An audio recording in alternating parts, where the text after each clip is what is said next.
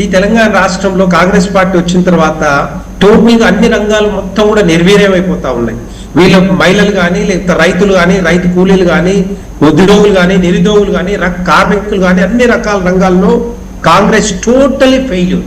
అలాంటి failure government, Congress government ఇప్పటికి కూడా ఒక కాన్ఫిడెన్స్ ఏంటంటే, ఏం కాన్ఫిడెన్స్ నాకు తెలియదు కానీ తెలంగాణ రాష్ట్రం మళ్ళీ గెలుస్తుందని చెప్పేసి వాళ్ళు కలలు కంటా ఉన్నారు, పగటి కలలు కంటా ఉన్నారు. నేను అంటా ఉన్నాను, ఇవన్నీ ఈ పరిస్థితులు చూసిన తర్వాత ఇప్పటికి కూడా మీకు ఇప్పుడు కూడా మీకు ఓటేసి గెలిపిస్తారా కాంగ్రెస్ పార్టీకి?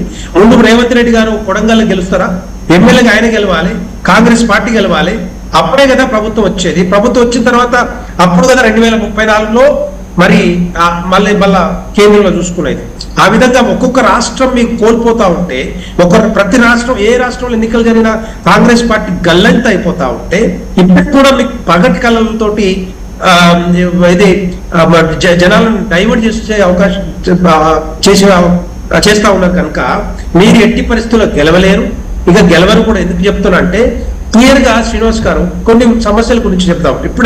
ఇప్పుడు కరెంట్ సమస్య ఏంటంటే, రైతులు ధాన్యం కొనుగోలు కేంద్రాల్లో ఎన్ని ఐకేపీ సెంటర్స్ ఉన్నాయి, ఎంతమంది ఎన్ని లక్షల క్వింటాలు ఇప్పటికి కూడా ధాన్యం అట్లాగే ఉండిపోతుంటే అన్నదాతలు అందరూ చనిపోతారు. కొంతమంది చనిపోతా ఉంటే ఎండకి తట్టుకోలేక, నీళ్లు లేక, షెడ్లు లేక, లారీలు రాక, బస్తాలు లేక, గడ్డి బ్యాగ్ లేక, సుతులు లేక, అక్కడ వీళ్ళు హమాలి లేక, వాళ్ళని కూడా కనీసం